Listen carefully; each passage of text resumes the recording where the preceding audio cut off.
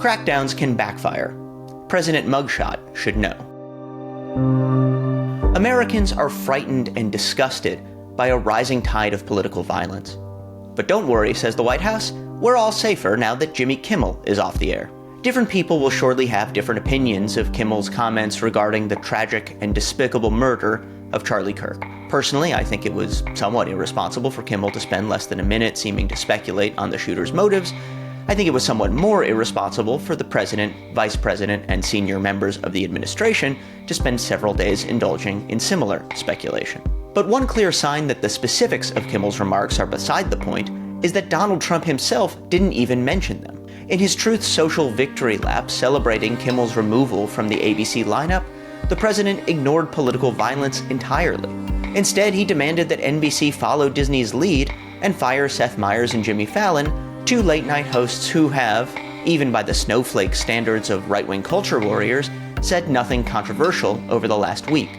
In other words, while Kirk's murder was deplorable, the Trump administration's pressure campaign against Kimmel has nothing to do with preventing political violence. It's also about more than a man with an ego as oversized and thin-skinned as a Macy's Thanksgiving parade balloon. This is much more ambitious and sinister. It's about silencing dissent and replacing it with state-approved content. As it turns out, many of the conservative elites who spent decades complaining about West Coast liberals don't want to destroy Hollywood, they want to control it. Their plan might work. Even if Kimmel's cancellation proves temporary, it seems likely that a chilling effect has already set in. Imagine you're a writer pitching a drama where a character is a sympathetic asylum seeker. Or you've just come up with a sitcom B story where a character develops an over-the-top RFK Jr. level fondness for beef tallow and raw milk. There's bound to be a quiet voice in your head asking, is this worth it? There are also bound to be louder voices, agents, managers, and executives who might be less concerned with whether an audience will like a story and more concerned about avoiding a government crackdown. The reverse is true as well. Further demonstrating that Kimmel's cancellation had nothing to do with preventing violence, Trump has demanded that a network hire a conservative late-night host. There is, of course, already a conservative late-night host, Fox News' Greg Gutfeld. As it happens, he dedicated a 5-minute segment to making fun of me earlier this year. Unlike the leader of the free world, my self-esteem remains intact. Other parts of the Trump administration's offer they can't refuse are less explicit, but everyone knows the terms. The networks and studios, and more importantly, their parent companies, are well aware that greenlighting MAGA-friendly projects will grease the wheels with federal regulators.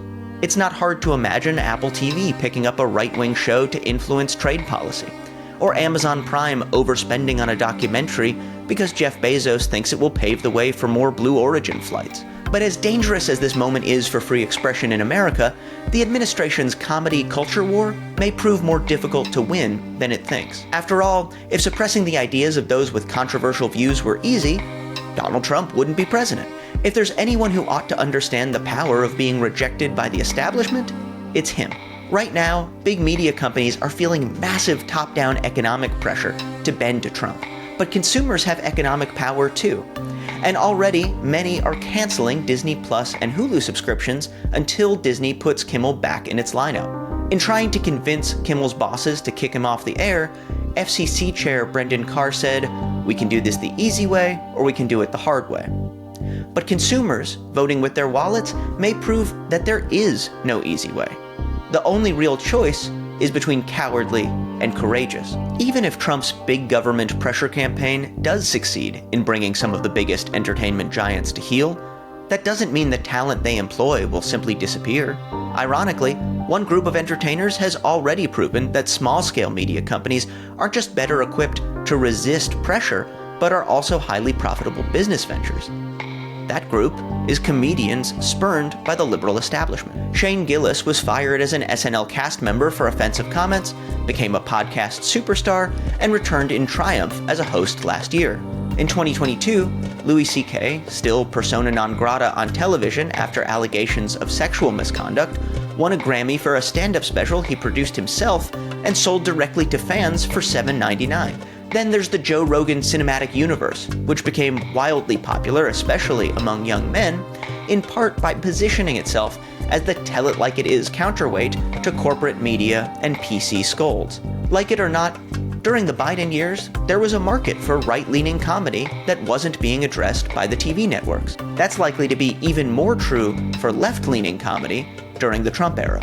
The Trump administration understands the power of independent media and will no doubt try to control it.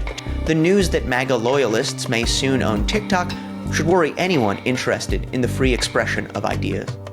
But the point still stands. Even if he leaves network TV, Kimmel's audience will be able to find him.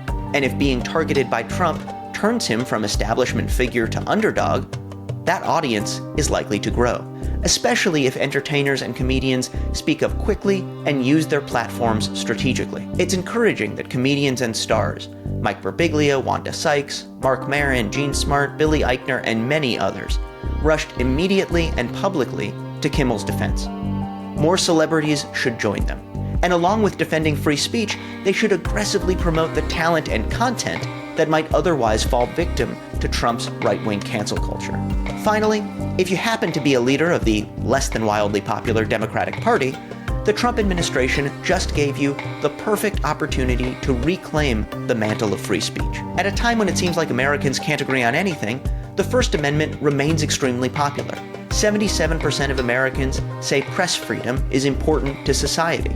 When Attorney General Pam Bondi tried to suggest that the First Amendment doesn't protect so-called hate speech, even Matt Walsh, a conservative media superstar, called for her firing. It will be up to Democrats to walk the walk on free expression, and to acknowledge that, when it came to deplatforming those with odious views over the last several years, they sometimes came up short. But if free speech ceases to be a rallying cry for Elon Musk and his fellow extremists, and instead becomes a signature issue of the anti-MAGA coalition, it will put Democrats on the right side of a winning issue. No less important, it will demonstrate that they've learned from some of their Biden-era mistakes. You would think no one would understand the power of outsider appeal, or of being able to claim government persecution, more than a president whose mugshot hangs outside the Oval Office. But as he wages his culture war against comedians who dare to criticize him, it's a lesson President Trump might find himself learning all over again.